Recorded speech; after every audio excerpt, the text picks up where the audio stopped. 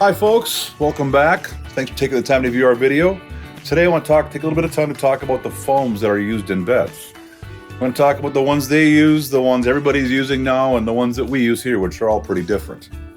So what we're looking for out of a foam material is something that's going to allow support, pressure relief, and somewhat regulated temperature. Those are the three things that make you toss and turn the most at night.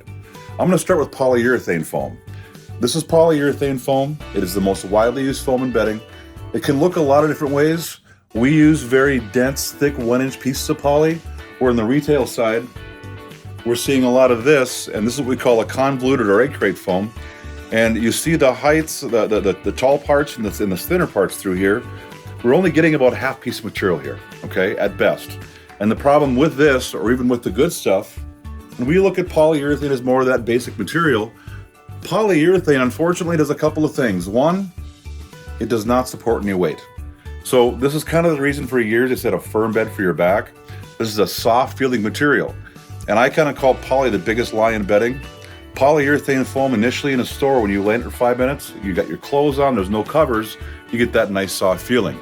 But the warmer polyurethane gets, as you can see, the more it's gonna sink and the more that support that we lose, and there's really no pressure relief to that. It's only a cushion for the first short time in bed. The next one we look at here, this is new gel foam. The real thing behind this is it's actually memory foam, which is a 1960s technology. They've taken the blue, of course, is infused gel, and it's supposed to make the foam cooler, but all the independent tests that I've read, it will not change the temperature of the foam by a degree. But now when it comes to how it performs, memory foam was good at one thing. Memory foam is good at pressure relief. Now, it's another heat-sensitive material, so the longer you're in this, the more you're gonna sink. The negative part, there's nothing pushing back at the body. So now we're sinking into the bed, we're getting great pressure relief, but nothing supporting the heavy areas of the body. And now when you move, you're actually fighting this foam. It's a slow recovery foam. So it's really hard, it limits movement in bed, hard to move around in. The next foam over is a new technology, all right? The first foam ever to support weight in a bed was called natural latex. It was made two different ways. This is a new synthetic foam we call Duron. Now what makes Duron unique, first of all, it does support weight, okay? And this is an instant recovery foam, so there's none of that slow coming back. As you move, the foam is moving with you and pushing you, so it makes moving around in bed much easier, not picking yourself up in a different spot all the time. Also, we want to look at heat. When you sleep at night, your temperature fluctuates all night long, hot and cold. When we get hot, we put a lot of heat in the bed, but now when our bodies cool off, a lot of that heat left over is stored in the mattress, and now you're cooler, the bed is hotter. It's like putting a pot of water in a hot stove. So now all of a sudden the bed is making you warm and starting to sweat. The trick behind bedding for years, we've been trying to find ways to get more heat out of the bed. Duron is the first foam engineered to hold 40% less heat throughout the night.